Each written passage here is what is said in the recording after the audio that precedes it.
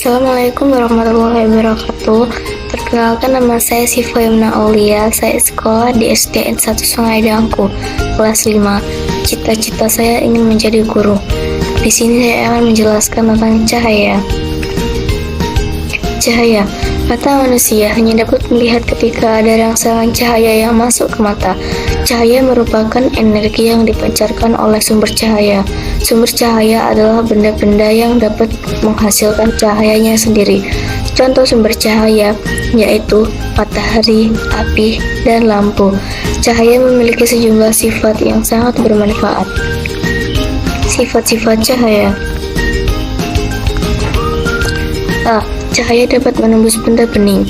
Cahaya dapat menembus benda bening atau transparan karena benda-benda bening dapat meneruskan cahaya. Yang termasuk benda bening adalah gelas kaca, botol plastik, dan karang logam. B. Cahaya dapat dipantulkan. Bulan sebenarnya adalah benda gelap yang tidak dapat menghasilkan cahayanya sendiri. Bulan terlihat bercahaya karena pemantulan cahaya matahari ke bumi ketika malam. Oleh karena itu, cahaya bulan tidak seterang cahaya matahari. Hal ini menunjukkan sifat cahaya ke benda yang lain.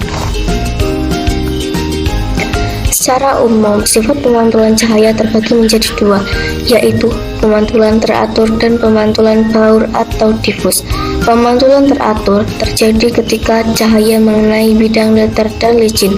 Misalnya ketika kamu mengarahkan cahaya pada cermin, maka berkas cahaya yang dihasilkan akan teratur dan sejajar. Ada pemantulan baur atau difus, terjadi ketika cahaya mengenai permukaan yang tidak rata dan kasar. Contoh pemantulan baur diantaranya pemantulan cahaya pada air yang beriak, batu, atau aspal. Benda-benda yang licin dan mengkilap seperti cermin adalah benda yang paling sempurna dalam memantulkan cahaya. Jika cahaya mengenai cermin, cahaya tersebut akan dipantulkan seluruhnya oleh permukaan cermin. Ayo mengenal jenis-jenis cermin beserta sifat bayangan. 1. Cermin datar. Cermin datar merupakan cermin yang biasa kita pakai sehari-hari. Permukaan cermin seperti garis lurus. Cermin datar menunjukkan pemantulan yang sama persis dengan benda yang ada di depannya. Sifat bayangan yang dihasilkan cermin datar, semu, tegak, dan terbalik. Bagian kanan bayangan pada cermin merupakan bagian kiri benda yang sebenarnya. 2. Cermin cembung. Cermin cembung biasanya digunakan untuk melihat bayangan yang lebih lebar daripada aslinya. Akibatnya bayangan yang terbentuk akan terlihat lebih kecil dari jauh. Sifat bayangan yang dihasilkan cermin cembung adalah maya, tegak, dan diperkecil. 3. Cermin cekung. Bagian dalam sendok merupakan contoh cermin cekung. Jika kamu bercermin menggunakan cermin cekung, bayangan akan terlihat lebih besar. Namun, jika kamu bercermin dari jauh, bayangan akan terlihat terbalik. Sifat bayangan yang terbentuk pada cermin cekung yaitu nyata, terbalik, dan diperbesar. C. Cahaya merambat lurus. Pernahkah kamu melihat cahaya yang masuk dari celah jendela? Bagaimanakah perambatan cahaya yang terbentuk? Cahaya yang dilalui celah jendela terlihat lurus karena sifat cahaya merambat lurus. D. Cahaya dapat dibiaskan. Apa yang akan terjadi ketika pensil dimasukkan ke dalam gelas isi air? Pensil tersebut akan terlihat seperti patah, bukan? Hal tersebut menunjukkan sifat cahaya yang dapat dibiaskan.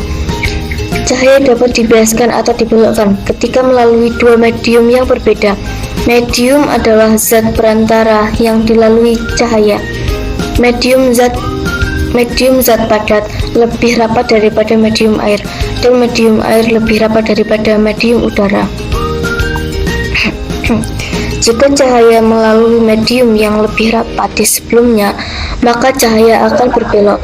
Pada kasus pensil di dalam air, medium yang dilewati cahaya dari pensil sampai ke mata adalah air, gelas, dan udara. Oleh karena itu, pensil akan terlihat seperti patah. Cahaya dapat diuraikan. Pernahkah kamu melihat pelangi? Mengapa pelangi berwarna-warni? Pelangi biasanya muncul ketika hujan atau sesaat setelah hujan. Pelangi terjadi ketika cahaya matahari melewati butiran air hujan.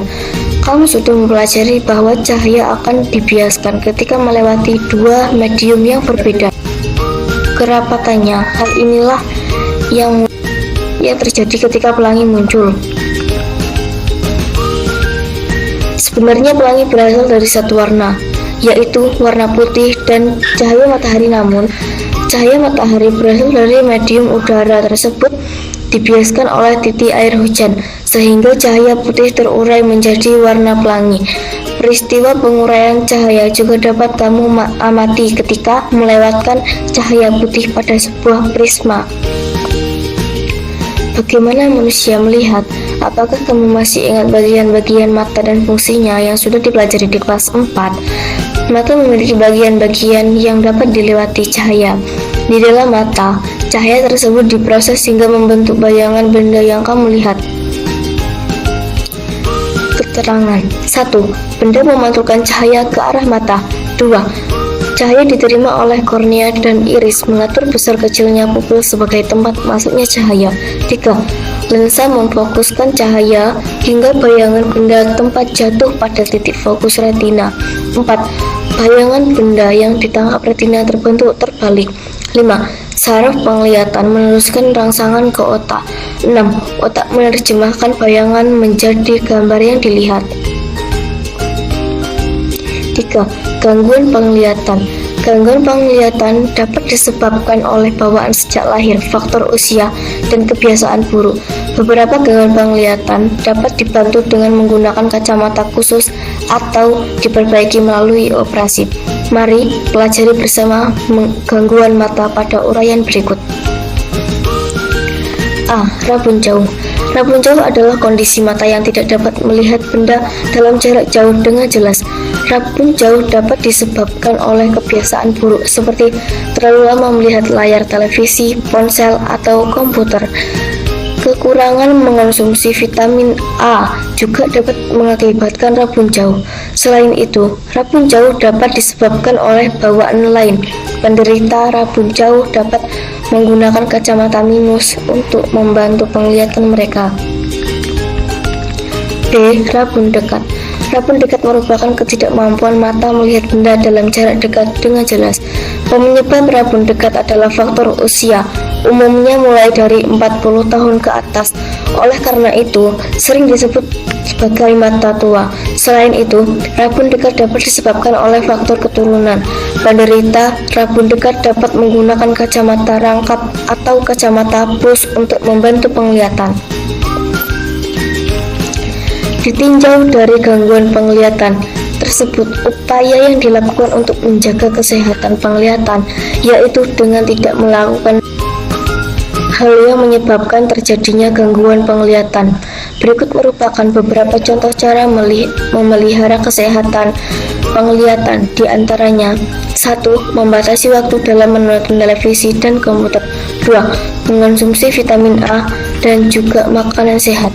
3. Tidak melihat sinar yang terlalu terang. Sekian, terima kasih. Saya akhiri. Wassalamualaikum warahmatullahi wabarakatuh.